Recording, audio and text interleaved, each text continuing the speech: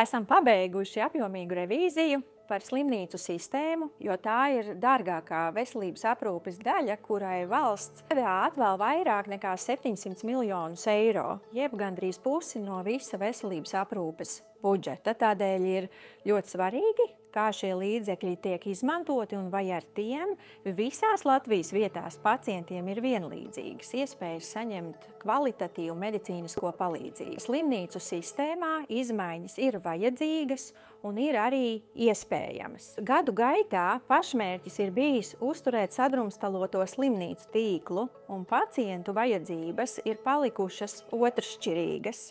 Personāls daudzās vietās ir nepietiekams vai arī tikai uz papīra. Šī situācija prasa nekavējošus politiskus lēmumus. Nevar turpināt tērēt simtiem miljonus par pustukšām ēkām, kurās trūkst speciālistu. Veselības ministrijas ieteikums nevarēs ieviest viena.